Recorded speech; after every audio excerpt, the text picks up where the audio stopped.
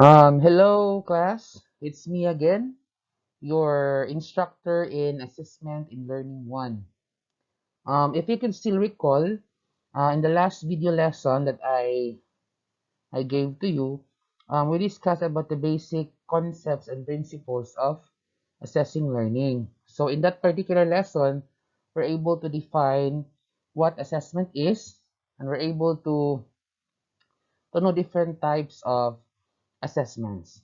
Assessments that can be used by teachers in assessing students' learning. So this time around, we will move on to another topic. And as you can see, it is entitled Assessment Purposes, Learning Targets, and Appropriate Methods. So in this lesson, we will know the different purposes of assessment. And of course, we're going to unlock what learning targets are, and we're going to also identify the different assessment methods that can be used by the teachers in appropriately assessing the students' learning. So, dapat ang mga examples, ani. So, it's gonna be a long discussion. So, I hope that you will listen so that you can understand the topic embedded in this lesson. So, let us first discuss the first subtopic. What is the purpose of assessment, or what are the purposes of giving assessment? So, knowing the purpose of assessing the students is a very important step that a teacher should do prior to giving assessment.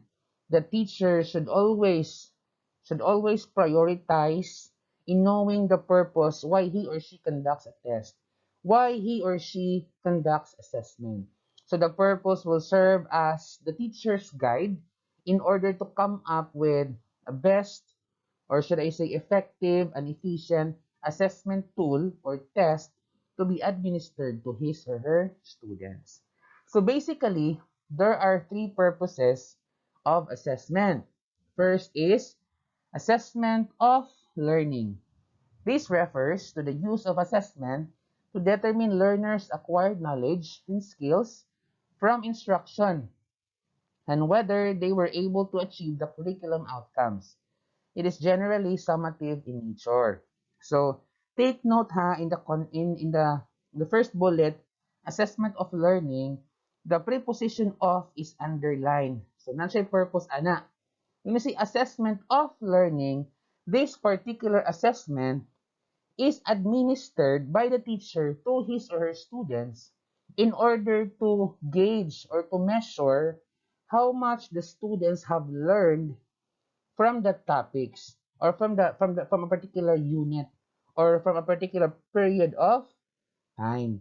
So, gi-assess din sa teacher kung ang mga bata doon na ba sila nakatunan sa mga topics nga ilang nalabyan. So this is summative in nature. Summative in nature ni siya because this will measure the amount of learnings of the students from different topics na ilan ang nalabyan. So, example of assessment of learning is the summative test, like kanang periodic test, kanang major exams, weekly test, monthly test. So, di ba kini nga mga klase sa test, di lang kay usa ka competency ang naa niya. So, this test really have competencies nga more than one competencies ang iyang gi-measure. So, daghan siyag topics nga gi-measure. Taas iyang coverage, I mean wide iyang coverage, because ang purpose niya is to measure how much students have learned from the instruction, or to measure whether the there is an outcome. I mean, there is mastery of the lessons. So, the scores obtained by the students from this assessment of learning are both recorded and graded. Recorded meaning, gi-record ang score sa mga bata, ilang kuha sa summative test or sa assessment of learning. And at the same time, this is also one of the basis of grading the students. Ato pa, importante ang scores na ma-obtain sa mga bata through assessment of learning, because This represents their knowledge. This represents their mastery of the skills they have taken up from a particular period or within a particular period of time. Say, usa ka buwan or sa quarter, usa ba ka semester. Mani assessment of learning. Now, second is assessment for learning.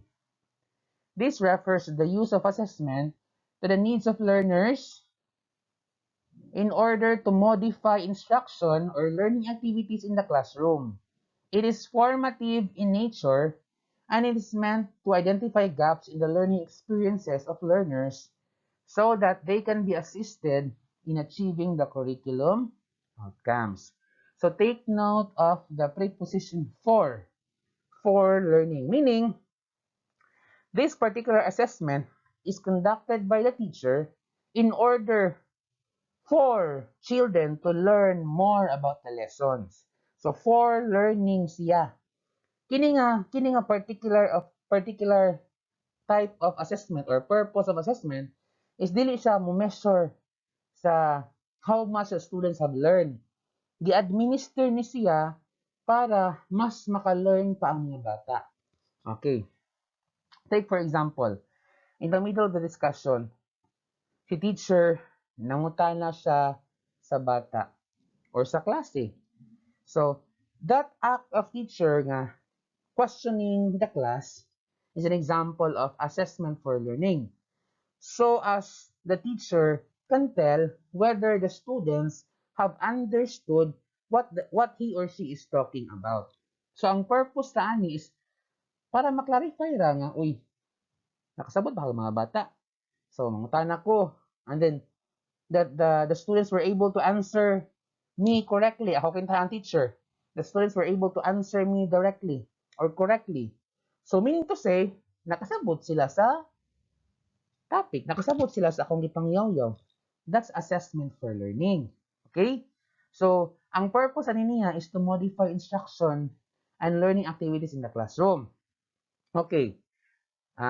Binali.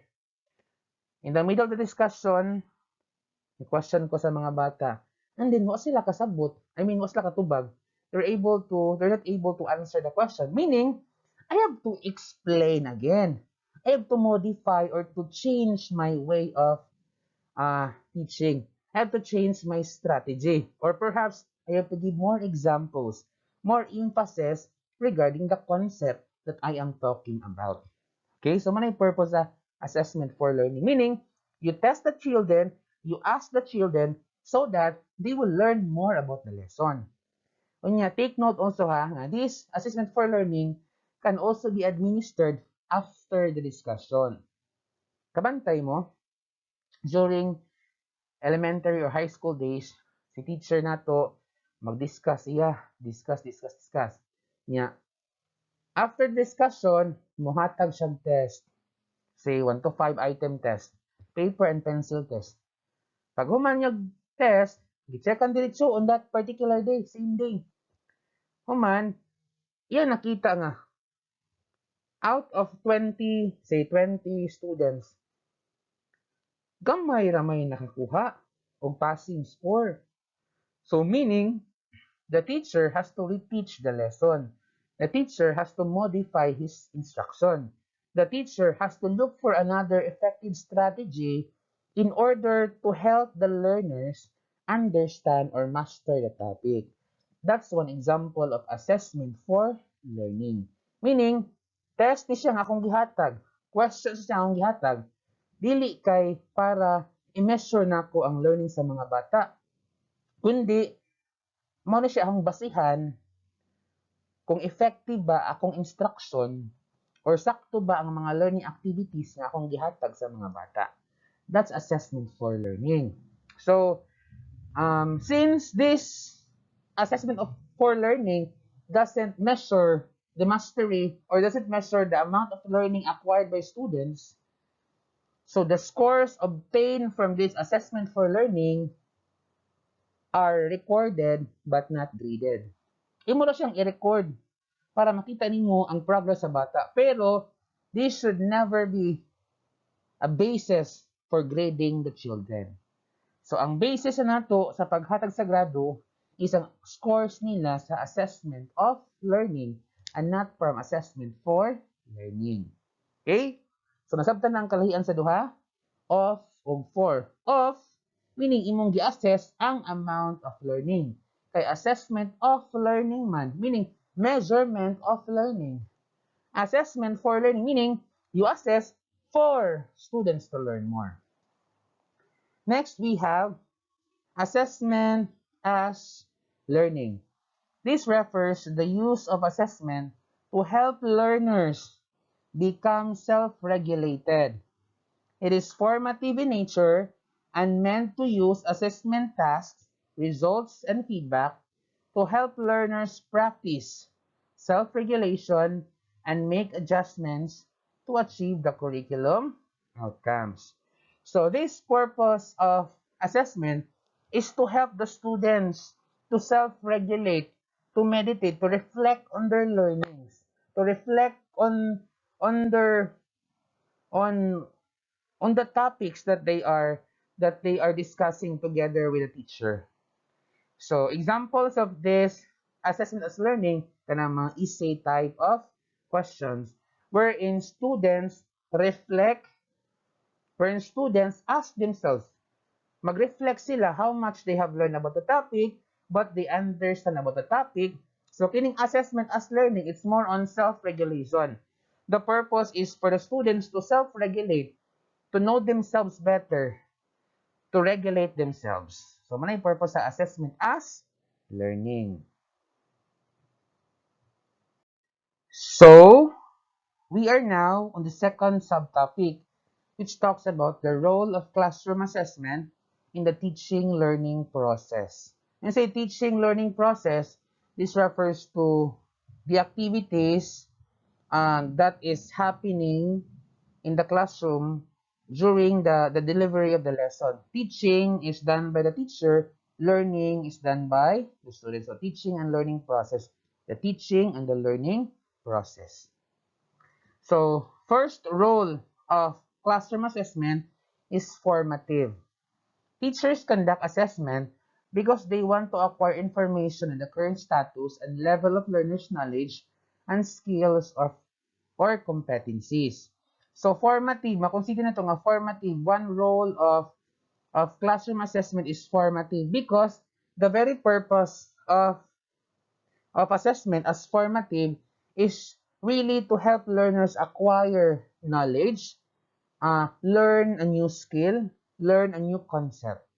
So, mga steps nga angay buhaton sa teacher ani is, of course, to know first the level of the students.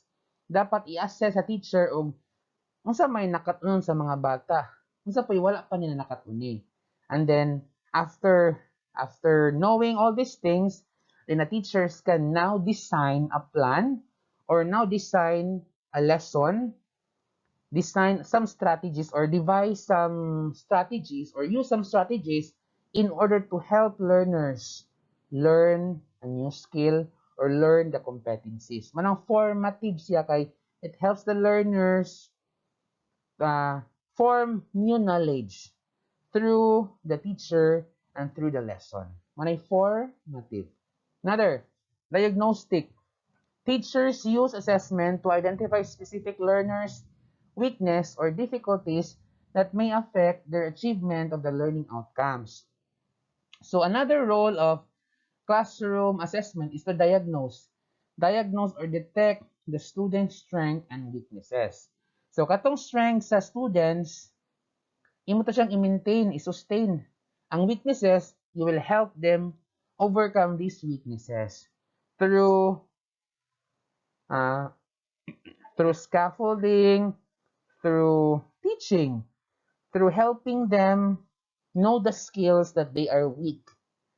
Katong mga weak points nila, imos lang tabangan, you facilitate them in order to overcome all these weaknesses. Ano siya, diagnostic. Evaluative po siya because teachers conduct assessment to measure learners' performance or achievement for the purposes of making judgment or grading in particular. So another role of classroom assessment is to evaluate. To evaluate the teachers, I mean the students' performance, and then the result of this evaluation will serve as the teachers kanang basis in crafting the grades or giving the grades for the students. Evaluative siya since it it has the ability to judge or to, should I say, to appraise what kind of students this particular people or this particular class has. Okay? Now there is facilitative. Classroom assessment may affect student learning. On the part of the teachers, assessment for learning provides information on teachers' learning and achievement that teachers can use to improve instruction and the learning experiences of learners. So facilitative siya in the sense that through assessment, the teacher is able to get information from the students. Kita niya, nakuha niya, uy, mo ni performance ako mga bata. So what should I do? What should I employ? What technique should I do in order to help my students easily learn the topic? So facilitative siya kay magtabang, mahatag siya og tabang sa teacher in order to facilitate teaching and learning process. On the side of the learners, assessment as learning allows them to monitor, evaluate, and improve their own learning strategies. So facilitative hapon siya because through assessment as learning, the students can somehow reflect, monitor, and evaluate their own learning strategies. Motivational. Classroom assessment can serve as a mechanism for learners to be motivated and engage in learning and achievement in the classroom. So how does classroom assessment motivate students? For example, di ba? Ang atong mga bata, they would really do their best or give it their best kung makahibaw sila nga ang scores nila ana nga test will be graded. I mean, will serve as one of the bases for their grades. So motivational siya because it helps the students study harder or practice harder in order to achieve or to score high during the test. So motivational siya by nature. It motivates the students to improve their performance. So mana siya motivate. Now, third subtopic is about learning targets. So what are learning targets? So before knowing or discussing about learning targets, let's have first to unlock these terms: goals, standards, and educational objectives. Okay, this will serve as uh, the basis in crafting learning targets. Okay, goals. Goals are general statements about desired learner outcomes in a given year or during the duration of a program. When we say goals, dagko kayo siya, bugat kayo siyang goals. Kining goals can never be achieved sa usa lang ka adlaw or usa ra ka meeting sa teacher and the students because goals are broad, general statements about the desired learning outcomes of learners. So, example sa goals. Example is kanang sa BEd program, Bachelor in Elementary Education. So goals there is unsa man, unsa mo mahitabo, unsa may gusto nimong mahitabo sa mga bata, unsa may gusto nimong makuha sa mga ni eskwela o BEd at the end of graduation program. So man siya goals. So makuha siya, pwede siya 4 years, 3 years kay broad maning goals. Okay. From goals, we have standards. Standards are specific statements about what learners should know and are capable of doing at a particular grade level, subject, or course. So from the goals, gibuak na siya into standards. Okay? Now, from the standards, gibuak na po siya into educational objectives. Are specific statements of learner performance at the end of an instructional unit. So kining education objectives mas ma-achieve ni siya dali pwede aning simanaa, aning adlaw, tungod kay mas specific man siya compared sa standards o sa goals. However, ang ilang gikuhaan jud og base ato yung goals. Goals are chopped into standards, then standards are also chopped into educational objectives. So for you to know more about educational objectives, I have here shown to you the Bloom's taxonomy of educational objectives in the cognitive domain. Diba? There are 3 domains of learning: cognitive, affective, and psychomotor. Cognitive has something to do with the mental aspect of the child, developing how a child thinks, how a child, should I say, use the mental aspect, use his or her mind.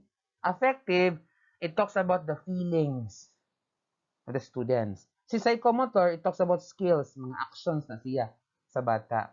So we are going to focus here, or what we are going to focus here are the objectives in the cognitive domain. Meaning these objectives are intended to help children or students develop their cognitive aspect, their cognition. So, by level ni siya. First column, you see there, the cognitive level. Description, second column. Third column, the illustrative verbs. Take note ha. Take note of these verbs. Because these verbs, kining mga words kanadiri sa ikatulong nga column, will be used by you in crafting your lesson plan. Diba? Kung nakasuway na mag-lesson plan, the part 1 of lesson plan is objective. So, in crafting your objective, magsugod yun mong illustrative verb. Maning aray mo, mili og mga verbs na angay yung gamiton. Then, the fourth column are the sample objectives. First level is the knowledge level. So, first pa man siya, di kay siya nga nakabugat. Meaning, this particular level is the most achievable level sa mga bata. Dali nilang makuha. So, description ani niya. It's just a simple recall or recognition of learned materials like concepts, events, facts, ideas, and procedures. So, it's just a matter of memorization. It's just a matter of recalling something. So, illustrative verbs: defines, recalls, names, enumerates, and labels. So, if you're the teacher, and then at the end of the lesson, you just let your students define a particular concept, like define matter, yung objective, define verb, define noun, define pronoun. That only belongs to knowledge level. So, sample objectives: enumerate the 6 levels of expertise in the Bloom's taxonomy of objectives in the cognitive domain. So, nag-memorize ang bata. So, knowledge level na siya. Kaya mo naman kasi imong lesson plan sa part 1. Example, at the end of the 15-minute period of discussion, the students are able to A, or number 1 objective, define culture. B, tell the importance of culture. C, kintahay. C, give some examples of actions relevant to culture. Nga nakintahay. So, gipa-define naman nimo sila, so nabilong sa knowledge nga level. Simple lang siya, kaya ang bata, iyarang memorization. It's not so challenging on the side of the learners. Second level, isa ka na ta. Second level is comprehension. Comprehension is understanding the meaning of a learned material, including interpretation, explanation, and literal translation. So higher na ang comprehension because it's more than just memorizing the concept. It's understanding the concept.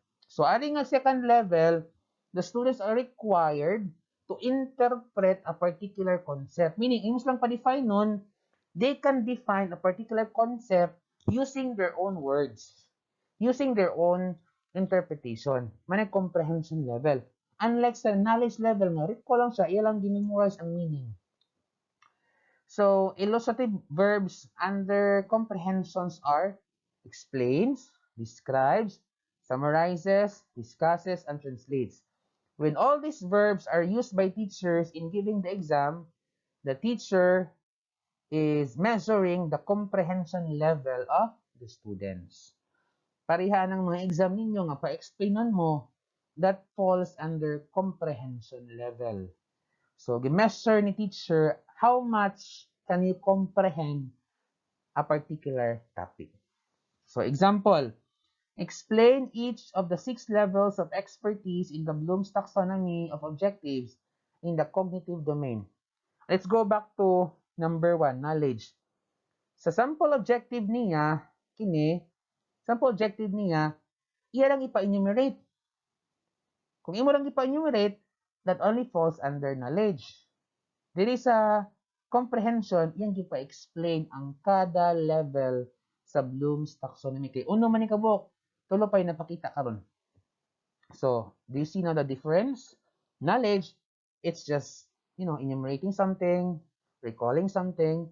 While comprehension, students are asked or required to explain a particular concept. Third level is the application.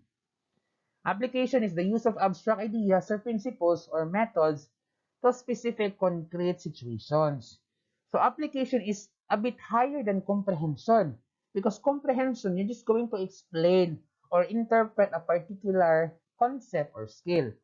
Under application, the students are required to apply what they have understood, what they have comprehended into real-life situations. Ilang i-apply. Okay? So the illustrative verbs under applications are applies, demonstrates, produces, illustrates, and uses. So example, demonstrate how to use Bloom's taxonomy of objectives in formulating objectives. So diri sa application, gipagama jud ang mga bata og sample nga objectives gikan sa Bloom's taxonomy. Balik tas number 1. Sa number 1, di pa enumerate lang ang 6 kay 6 man ni kabuk. Kunya, sa number 2, di pa explain ang kada level. Number 3, gitagag task ang mga bata nga maggama sila objective, lesson objective sa iyang lesson plan using the Bloom's taxonomy. So there is application. Okay. Fourth level is analysis. Separation of a concept or idea into constituent parts or elements and an understanding of the nature and association among the elements. So fourth level, higher than application, is the analysis. Analysis means the students are required to break the whole concept into parts. Ilang bugwagon. Analyze nila. So mas taas siya nga level kumpara sa application lang. So, illustrative verbs niya are compares, contrasts, categorizes, classifies, and circulates. So, meaning, you have to compare. You have to compare this one to this one.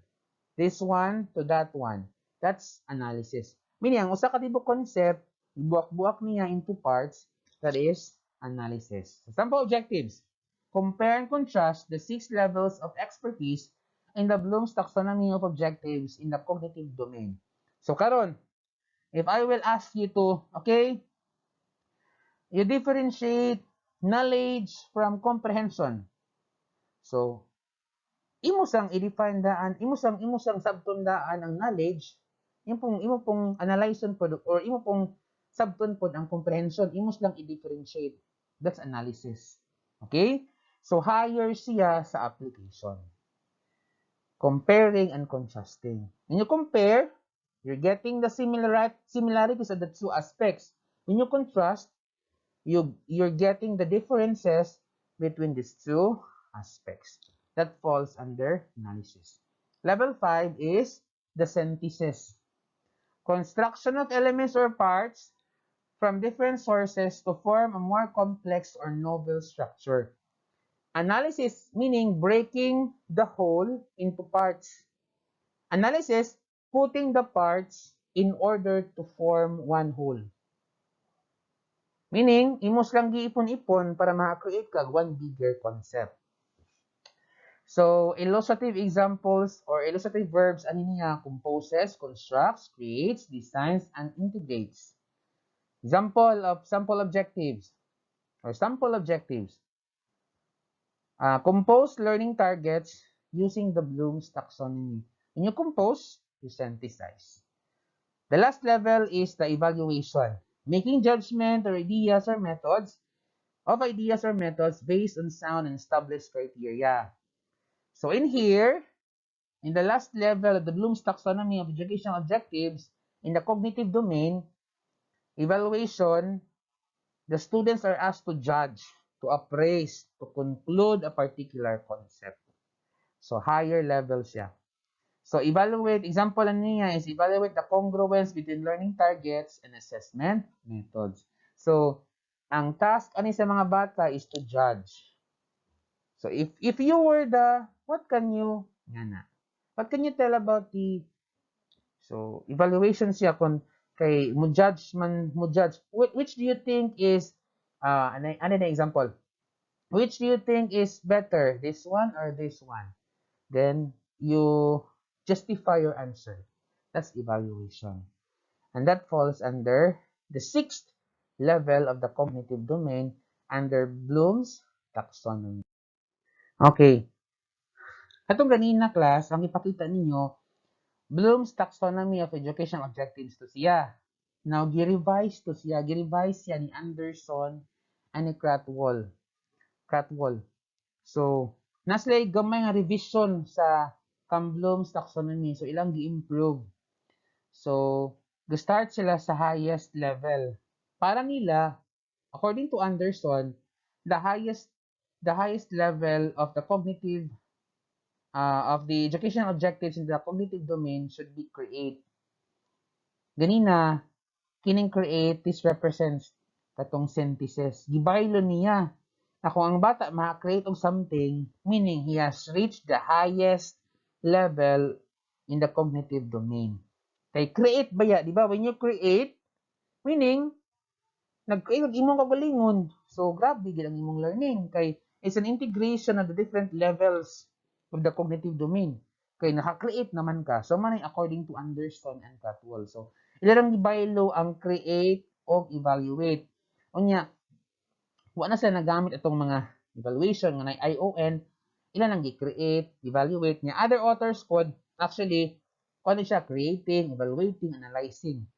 Okay, basta kay ang imo lang timanan na is gibaylo ni Anderson o ni Cratwell ang create o evaluate. Sa daan nga Bloom's taxonomy, pinaka-highest ang evaluate, unya magsunod niya ang create. Pero sa revised Bloom's taxonomy, creating is the highest cognitive level.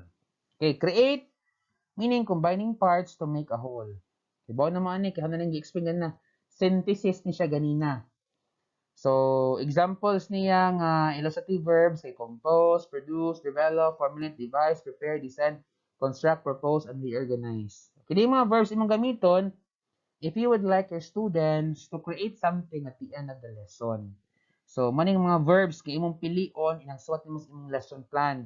Kung create pod ang imong gusto nga pabuhat sa mga bata. Sample objective. Propose a program of action to help solve Metro Manila's traffic congestion. Okay, so ano siya example. Evaluate, again, judging the value of information or data. So, sample verbs. Assess, measure, estimate, evaluate, critique, and judge. So, sample objective, critique the latest film that you have watched. Use the critique guidelines and format discussion in the class. Okay, so gipa-judge ang mga bata, gipa-evaluate sila. So that falls under evaluating or evaluate. Analyze, breaking down information into parts. So analyze, calculate, examine, test, compare, differentiate, organize, and classify. Actually, I need not to explain it further kaya gi-explain na ni ganina. Ako lang gipakita unsay difference sa revised o sa katong original. Unsay kalahian nilang duha. So it's just a matter of reading. So apply, and then ganina nigamit ang term nga comprehension. karon kay understand na or understanding. Okay? Unya, knowledge pud ganina sa old nga sa katong original nga Bloom's taxonomy, knowledge ang first level. Nya gipulian siya og remembering or remember. Pero same ra yang definition, same na pud iyang paggamit sa mga illustrative verbs in crafting sample adjective. So matter of reading. Okay, so we have here knowledge dimensions in the revised Bloom's taxonomy of educational objectives. So knowledge dimensions talks about here. Okay, so factual siya if it tells the facts or piece of information one needs to know in a discipline. Actually, discipline here, class, refers to subject or course. Di ng disiplina nga, like imong badlungon. Like po na siya nga discipline. Discipline could also mean subject or the course itself. So sample question under factual knowledge. What is the capital city of the Philippines? So you will answer Manila, Manila City. So that's factual. It only tells facts. Okay? Hatara siya og facts. So nakabuk ihang answer, one single answer. Conceptual siya if it tells the concepts, generalizations, principles, theories, and models that one needs to know in a discipline. So sample questions. What makes the Philippines the pearl of the Orient Seas? So, nganong gitawag man ang Philippines o perlas ng silanganan? So the students will have to justify the question. Will have to explain the answer of this question. That is conceptual. Okay? Procedural siya if it tells the processes, steps, techniques, methodologies, or specific skills needed in performing a special task that one needs to know and be able to do in a discipline. So sample questions. How do we develop items for an achievement test? So this question requires the students to answer through giving the steps. Diba? It requires procedures. Unang procedural. Or how do you cook sinigang na bangus? Okay. That requires the students to enumerate the procedures, enumerate the steps. Metacognitive. This type of knowledge makes the discipline relevant to one's life. It makes one understand the value of learning on one's life. Meaning, you relate the question to yourself. Meaning, you are asked to give your thoughts, to give your opinions regarding the particular concept or problem or issue or topic. So, sample question. Why is engineering the most suitable course for you? Diba? There is no exact answer. There is no factual answer here because it only requires your personal opinions. You think beyond thinking. You think about thinking. Okay? So, finally, we're going to define now learning target. What is a learning target? It is a statement of student performance for a relatively restricted type of learning outcome that will be achieved in a single lesson or a few days and contains both a description of what students should know, understand, and be able to do at the end of instruction and something about the criteria for judging the level of performance demonstrated. So compared with educational goals, standards, and objectives, learning targets are most specific and can lead to more specific instructional and assessment activities. So, di ba, from goals are chopped into standards, and standards into educational objectives. Now, from educational objectives, we have the learning target. So, the learning target is the most specific nga nga task na angay ma-achieve sa bata at the end of discussion, at the end of assessment activity. Okay. So it is stated in the learner's point of view. So meaning, in nag-state ani teacher, dapat in the learner's point of view. So example, I can differentiate between nouns and verbs. So the I here, the pronoun I here, this denotes the child, the students. Meaning, the students can differentiate between nouns and verbs at the end of the lesson. Meaning, naghumanaw discuss, dapat ang bata maka-differentiate siya sa kalahian sa noun o sa verb. So, magsugod ng learning target o I can. Kay learner's point of view man, mo ng I can ang gamiton. Okay? Okay, we have also types of learning targets. First type is the knowledge target. This refers to factual, conceptual, and procedural information that learners must learn in a subject or content area. So, sample, I can explain the role of conceptual framework in a research. So, man siya sample nga objective o sample nga learning target nga belongs to knowledge target. Simple na siya. Maka-explain siya kung sa'y role sa conceptual framework in a research. Kay kining thesis man good, one part of thesis is the conceptual framework. So, pwede po kami another example sa knowledge target.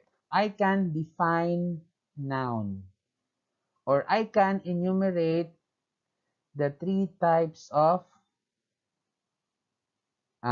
domains of learning. Or pwede po sa elementary, I can define the three types of matter. Okay? So, mana siya knowledge target. Reasoning target. Knowledge-based thoughts processes that learners must learn. It involves application of knowledge in problem solving, decision making, and other tasks that require mental skills. Take note, reasoning target. So reasoning siya, ma-fall siya under reasoning target if it requires the students, of course, to reason out, to justify a particular issue, a particular problem. So sample, I can justify my research problems with a theory. Take note, the child here is expected to make justification, to reason out. May reasoning target, na belong siya sa reasoning na target. Okay, another is the skills target. Use of knowledge and or reasoning to perform or demonstrate physical skills. Take note of skills, skills. Okay, sample, I can facilitate a focus group discussion with research participants. So, skills target meaning, gi-measure ang target is for the students to act something, to do something, to demonstrate something. Muna siya skills target or I can cook palabok. That is skills target. Okay, skills man ang gipangita. So, ang mga may example sa ato ning gi-focus tanan sa research para ma-differentiate nato ang types of learning targets as two examples. Manang it talks about research para ma-differentiate nato. Sa skills target, kaya sa bata nga mo conduct og focus group discussion. Kining focus group discussion kana man siyang discussion nga naa ang researcher nga napod iyang mga respondents, yung istoryahon. Interview, ana siya. Product target. Product, there is output. Use of knowledge, reasoning, and skills in creating a concrete or tangible product. I can write a thesis proposal. So what is the product here? Thesis proposal. Or example, I can make a collage.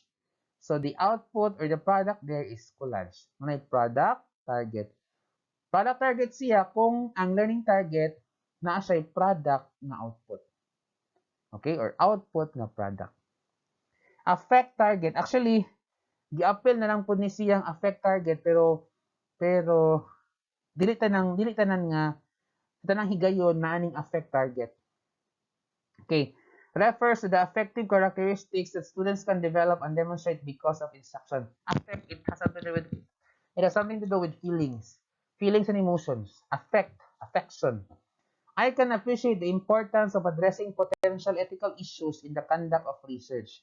The key word there is appreciate. When you appreciate the importance of a particular thing, then that belongs to affect target emotions. Okay? So, the question here is, what is the most appropriate methods of assessment we're going to use if we have these learning targets? Kining mga klase-klase nga learning targets. So, we have here a table. So, take note more checks means better matches. So, first column is learning targets. or our learning targets: knowledge, reasoning skills, and product. Nya. Kining first group, naka-blue, selected response, meaning type of test ni siya nga mamili ra ang bata. Multiple choice like A, B, C, D, true or false, matching type, match column A, column B. Muna siya selected response. Constructed response, short answer, meaning students are expected to write something. Mudugtong sila sa question. Problem solving, yan, essay. These are constructed response since the students here under this type of test are required to give their answer, to construct the responses or to construct their answers. Unlike sa selected response nga mamili na sila. Now, if your learning target is knowledge or knowledge target,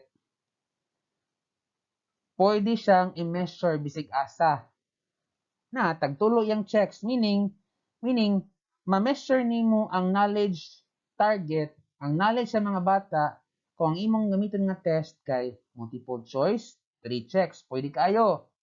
True or false, tulo pod siya. Matching type, tulo pod siya. Short answer until essay. So meaning, dali ra kayo i-measure ang knowledge sa bata. Kay simple recall naman ang knowledge, di ba? Reasoning. So, the most effective way in measuring the reasoning skills of the students is using problem solving and essay. Nga naman, sa problem solving, tulo yung checks. Ano kaha nga mas ma-measure ni teacher ang reasoning skills sa mga bata through problem solving? Because sa problem solving, the students can solve a problem, can reason out, can justify their solution. Samot na sa essay. Sa essay, di ba sa essay na topic or theme na ihatag, and then the students will have to describe the theme, to describe the issue, to reason out, to give their opinions, perspective about the topic. So, mas ma-measure ang reasoning skills sa mga bata through problem solving o essay. Onya, bintha po siya kung multiple choice. Nga naman, sa multiple choice, A, B, C, D, pwede man niya na mag-options.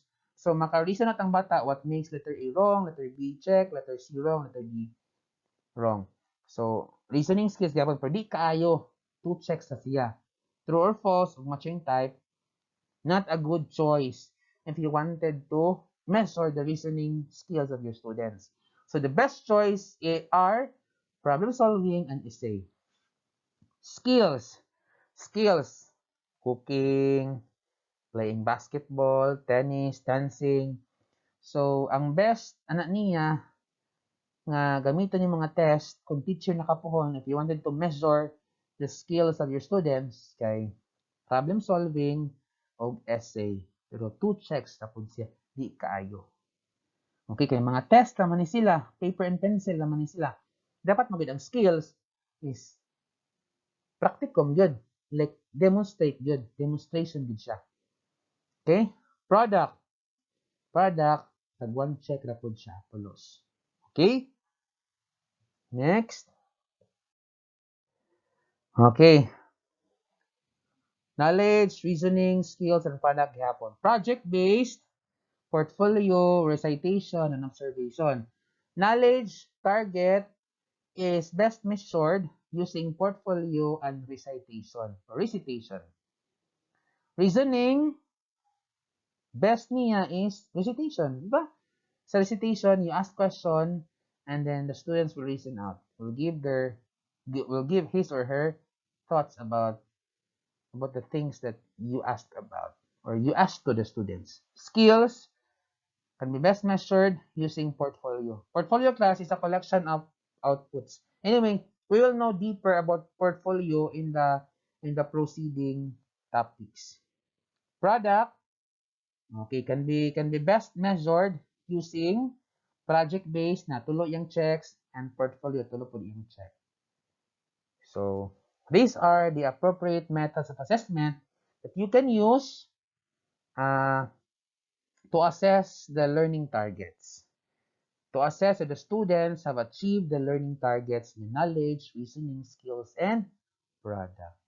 I hope that you understand the topic, the discussion. So if ever you have questions, mga citations, clouds of doubts, ako na siyang i-upload na video, and then you can comment in the Google Classroom your questions that need clarifications. Okay?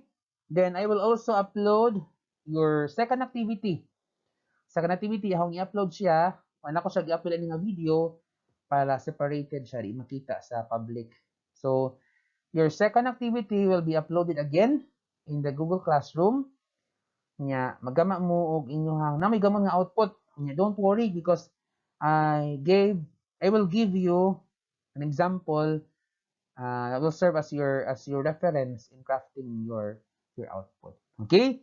So, I hope that you learned something from my discussion this time. So, see you in the next lesson. Goodbye, everyone.